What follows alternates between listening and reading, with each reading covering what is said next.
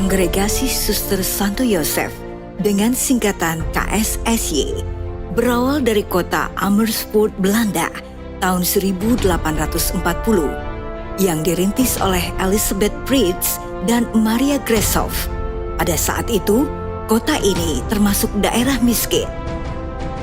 Pada tanggal 7 November 1878, Kongregasi Suster Santo Yosef resmi diakui sebagai sebuah lembaga hidup bakti oleh Tahta Suci Vatikan. Monsignor Henricus Blom adalah pendiri Kongregasi Suster Santo Yosef dan Moeder Agnes van Dom sebagai pimpinan pertama KSSY. Vikariat Apostolik Padang memohon kepada KSSY untuk bermisi di Indonesia dan pada tanggal 28 Januari 1931 atas keyakinan akan penyelenggaraan ilahi, 6 orang suster tiba di Jalan Dandelstraat yang sekarang Jalan Hayam Wuruk Medan, Indonesia untuk memulai karya pelayanan dalam bidang pendidikan.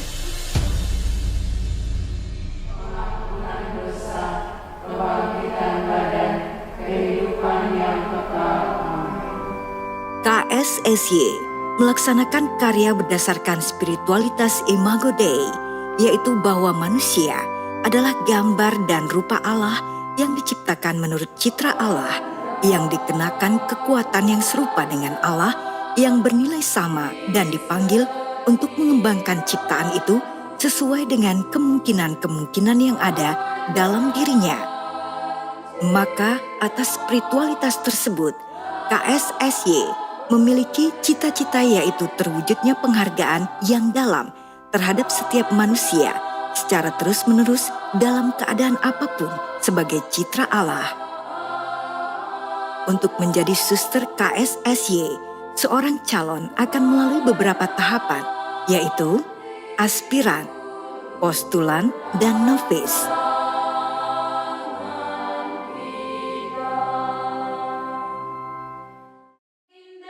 Setelah melalui masa-masa pembinaan mulai dari aspiran hingga novis, mereka kemudian akan bersiap untuk mengikrarkan kaul sementara, yakni kaul ketaatan, kemurnian, dan kemiskinan untuk pertama kalinya. Dan kaul ini akan dibaharui setiap tahunnya. Suster yang masih berkaul sementara ini disebut suster junior. Kemudian, tahap selanjutnya adalah pengikraran kaul kekal. Seorang suster yang berkaul kekal menjadi anggota definitif kongregasi. Beberapa tahun terakhir ini kami terus mengembangkan karya pelayanan KSSY di Indonesia, khususnya membangun iman para suster untuk menghadapi dunia zaman ini yang semakin berkembang. Terlebih untuk mempersiapkan diri para suster menghadapi era digital yang semakin canggih. Sebab tidak dapat dipungkiri bahwa digitalisasi merupakan pedang bermata dua, maka para suster harus siap melawan arus negatif, tetapi sebaliknya media digital dijadikan sarana atau wadah untuk menyebarluaskan visi misi kongregasi, sehingga karya agung ini dapat menjangkau seluruh lapisan masyarakat ke seluruh dunia, khususnya di Indonesia. Bagi suster KSSY, kehidupan dapat berjalan baik dengan jadwal dan aturan yang dapat membantu kehidupan bersama, sebagaimana mengelola berbagai karya dalam pelayanannya di dalam dan di luar biara, tetap dapat berjalan dengan adanya aturan-aturan yang ditetapkan bersama dan dipatuhi bersama. Dan tentu saja, seorang KSSY akan memulai aktivitas dengan berdoa pagi bersama di kapel atau di ruang doa di komunitas masing-masing. Penghayatan akan kebaikan dan belas kasih Allah mendorong KSSY untuk ikut serta mewujudkan kerajaan Allah untuk membangun dunia yang lebih layak dengan membagikan kebaikan dan belas kasih Allah kepada semua manusia, terutama mereka yang menderita dan yang hidupnya diperlakukan tidak sesuai dengan martabatnya sebagai citra Allah. Selaras dengan perkembangan tuntutan zaman, maka kini KSSY menanggapi visi misi melalui karya pelayanan di bidang pendidikan umum dan luar biasa. bidang kesehatan, sosial dan pastoral yang tersebar di 8 keuskupan di Indonesia, yaitu Keuskupan Agung Medan, Keuskupan Padang, Keuskupan Ruteng, Keuskupan Surabaya, Keuskupan Agung Jakarta, Keuskupan Palangkaraya, Keuskupan Agung Merauke, dan Keuskupan Tanjung Selor. KSSY memulai perjalanan karyanya di Indonesia sejak tanggal 28 Januari 1931 dengan dibukanya komunitas Santa Agnes sebagai rumah induk KSSY. Selaras perkembangan tuntutan zaman ini, maka kini KSSY menanggapi visi dengan melakukan beberapa karya pelayanan. Mencakup pendidikan formal dan informal, pendidikan umum, serta sekolah luar biasa, pelayanan kesehatan, dan residen senior bagi kaum lansia. Selain itu, kita juga melakukan pembinaan spiritualitas, pembinaan karya pastoral parokial atau pastoral umat.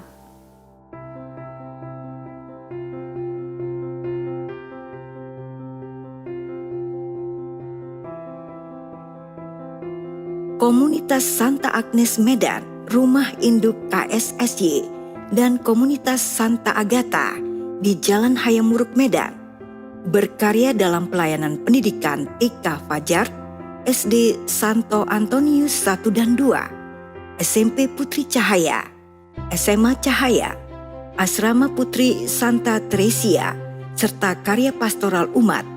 Di komunitas ini juga tinggal pemimpin umum dan dewan penasehat.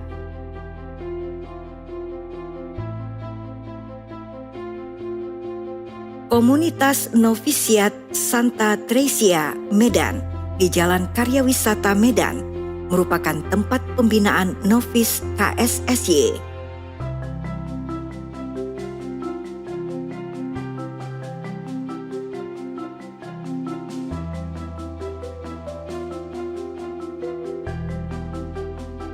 Komunitas Santo Justinus Parsoburan melayani karya perutusan dalam bidang kesehatan, yakni Poliklinik Santa Maria, bidang pendidikan SD Santo Pius dan SMP Kartini, pembinaan kaum muda yakni Asrama Santa Maria Goretti, serta pastoral umat.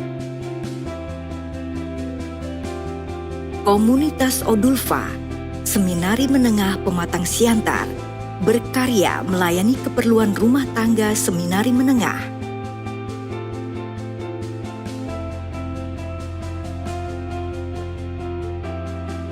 Komunitas Santa Veronica Sidikalang berkarya dalam bidang pendidikan TK Santa Maria, SD Santo Yosef, SMP Santo Paulus, dan bidang kesehatan poliklinik, dan membina kaum muda, asrama, serta pastoral umat.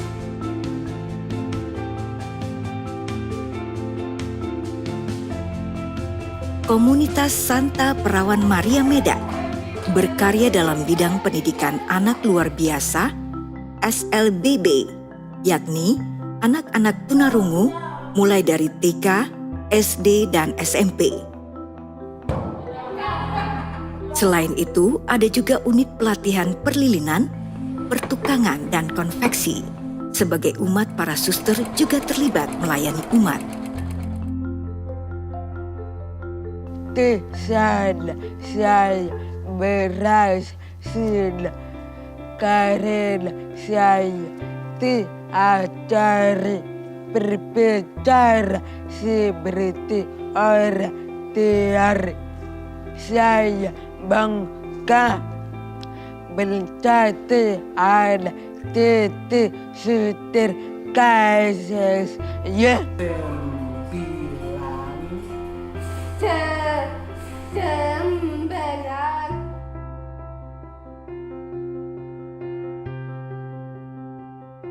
Komunitas Karitas Karya Kasih Medan melayani karya perutusan secara khusus, pelayanan residen senior, dan pastoral umat.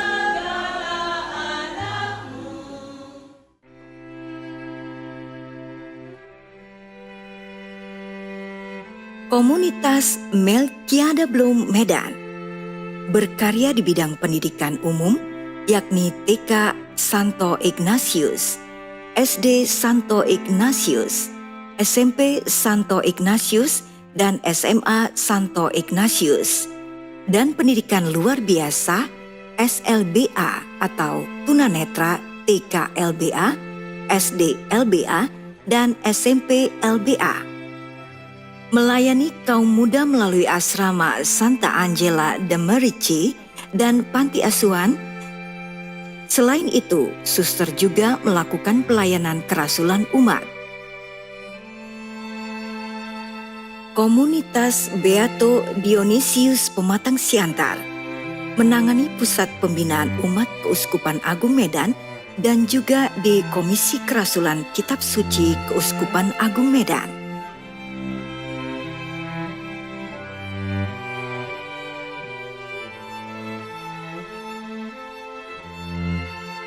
Komunitas Santa Elizabeth Ruteng menangani sekolah luar biasa A atau tunanetra dan B atau tunarungu, unit pelatihan perlilinan, konveksi, dan pertukangan, panti asuhan, serta kerasulan umat.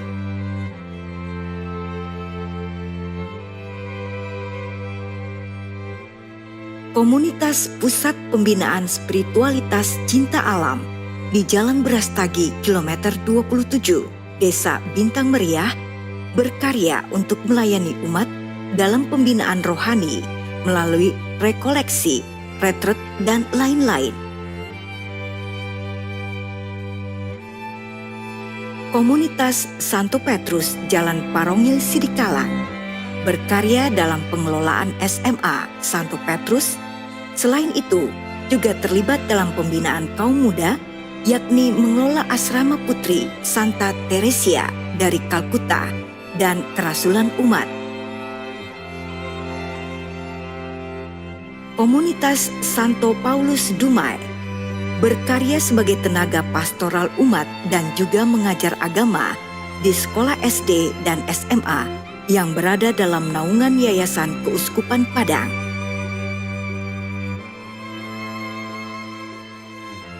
Komunitas Santo Yosef Surabaya berkarya dalam pelayanan Gria Usia Lanjut, pendidikan TK Santo Yosef, tempat penitipan anak dan asrama.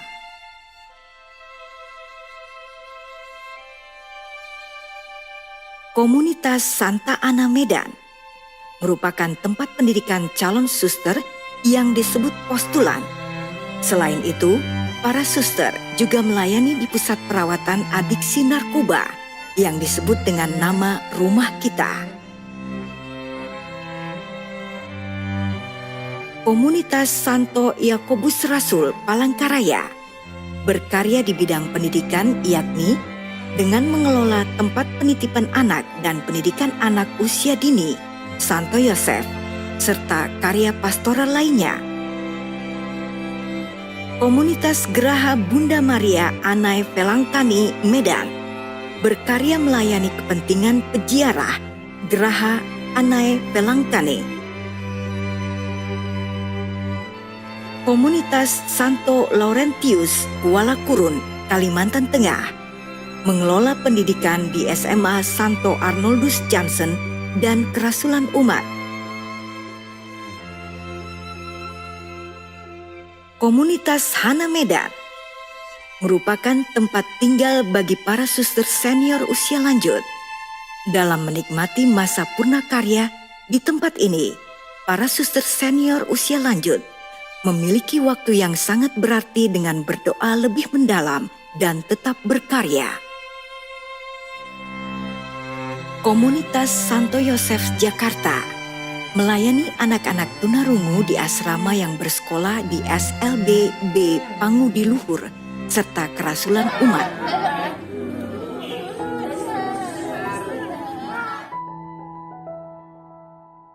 Komunitas Santa Bernadette Kimam Papua berkarya mengelola pendidikan milik Yayasan Keuskupan Agung Merauke, yakni TK Santa Teresia, SD Santo Don Bosco, dan SMP Kizito Kimam. dan kerasulan umat.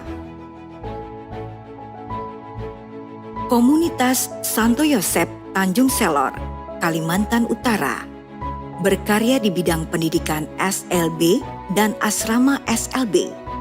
Selain itu, para suster juga melakukan kerasulan umat. Komunitas Santo Vincentius Pakpak Barat berkarya di bidang pendidikan SD Santo Vincentius, SMP Santo Yosef, serta kerasulan umat. Komunitas Santo Lukas Wendu, Papua, melayani di sekolah SD dan sekolah alam, serta kerasulan umat.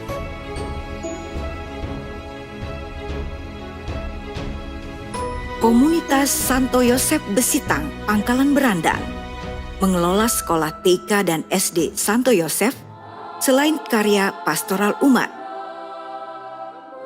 Bagi kami KSCC, hal yang utama dalam hidup adalah pelayanan sesuai dengan panggilan dan perutusan ilahi, terkhusus kepada kaum marginal karena mereka adalah citra Allah atau imago Dei.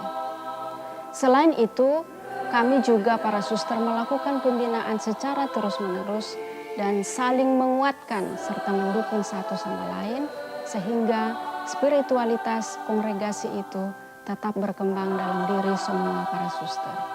Harapan kita adalah agar KSCC semakin kuat dalam panggilan, khususnya mewujudkan visi misi kongregasi sehingga menjadi berkat bagi semua orang.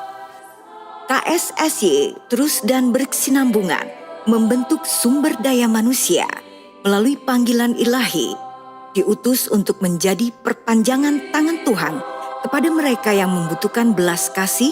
Karena bagi KSSY, manusia adalah segambar dengan Allah, baik miskin ataupun kaya.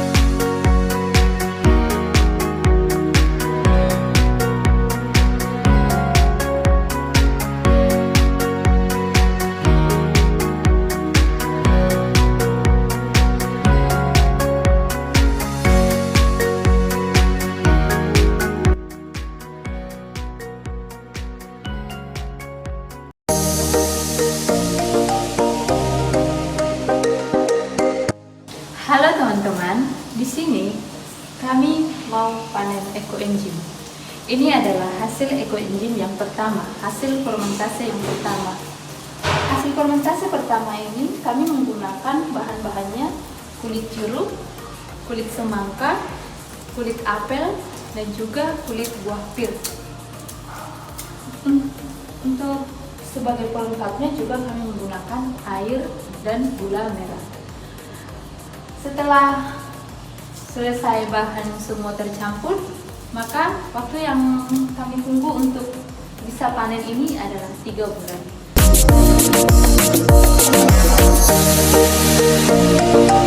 Halo teman-teman, di sini kami akan membuat sabun ekoenzim. Namun terlebih dahulu kami akan memperkenalkan dulu alat dan bahan yang akan kami gunakan. Di sini sudah tersedia ekoenzim dan ini sudah waktunya panen. Sebenarnya kami mau memanen ini dan untuk fermentasi kedua.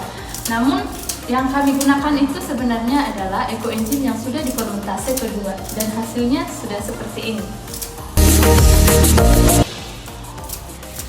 Bahan yang kami gunakan untuk membuat sabun,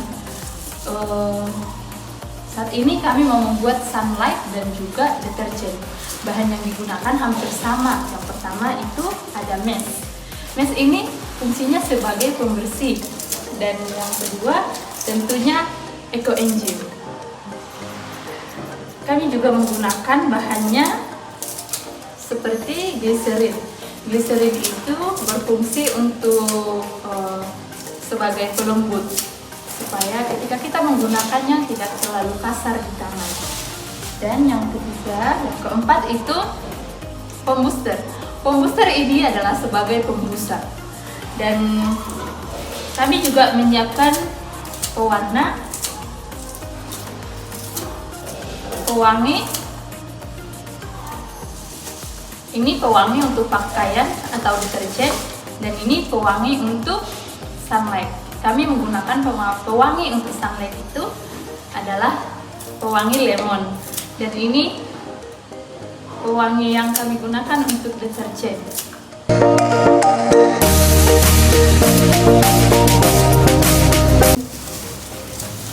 Setelah meshnya larut, kemudian dimasukkan garam. Garam ini sebagai pengental. Kemudian masukkan ekoenzim.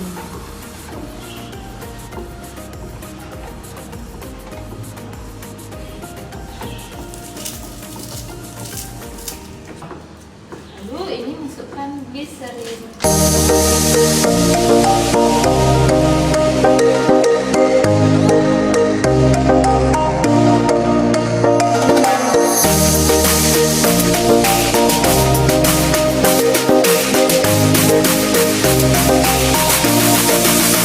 Pewangi.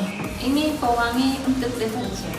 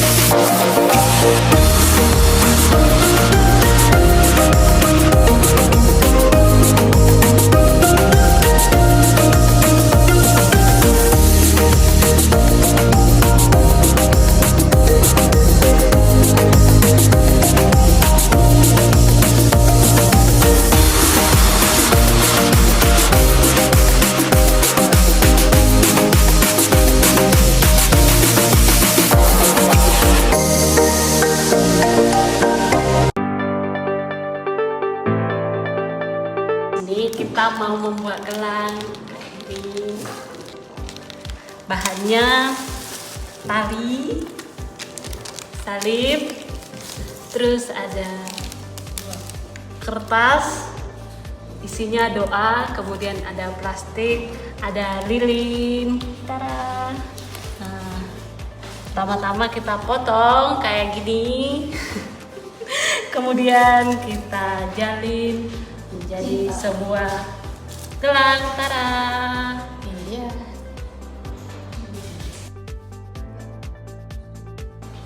Oke, benar. Selesai dijalin terus ditutupnya itu dengan dibakar supaya nggak lepas-lepas gitu.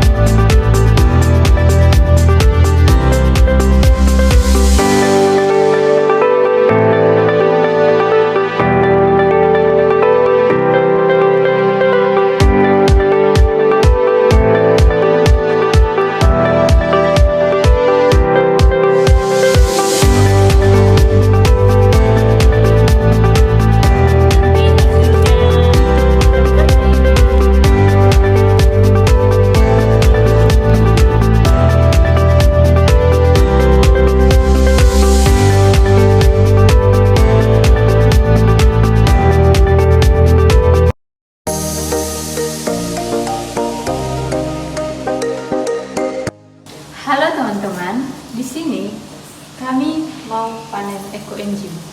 Ini adalah hasil ekoenzim yang pertama, hasil fermentasi yang pertama. Hasil fermentasi pertama ini kami menggunakan bahan-bahannya kulit jeruk, kulit semangka, kulit apel, dan juga kulit buah pir. Untuk sebagai pelengkapnya juga kami menggunakan air dan gula merah. Setelah selesai bahan semua tercampur, maka waktu yang kami tunggu untuk bisa panen ini adalah 3 bulan.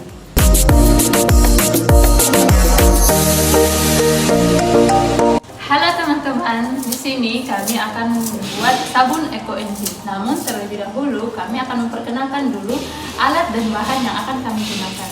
Di sini sudah tersedia ekoenzim dan ini sudah waktunya panen. Sebenarnya kami mau memanen ini dan untuk fermentasi kedua.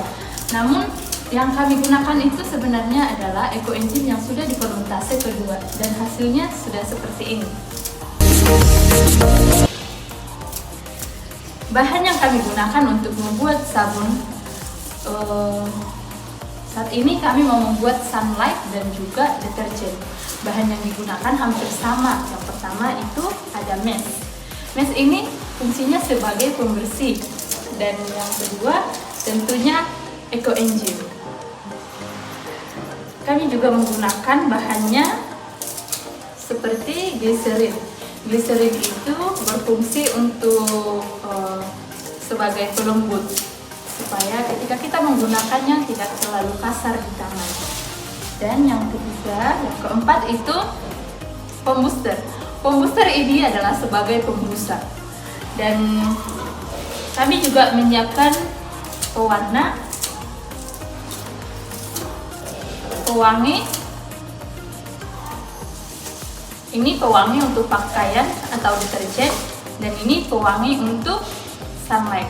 Kami menggunakan pewangi untuk sunlight itu adalah pewangi lemon, dan ini pewangi yang kami gunakan untuk deterjen.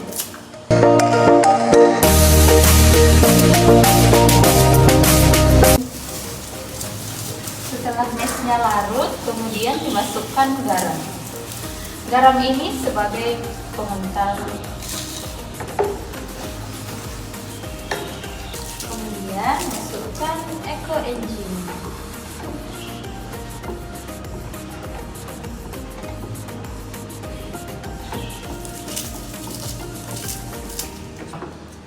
Lalu ini masukkan gliserin.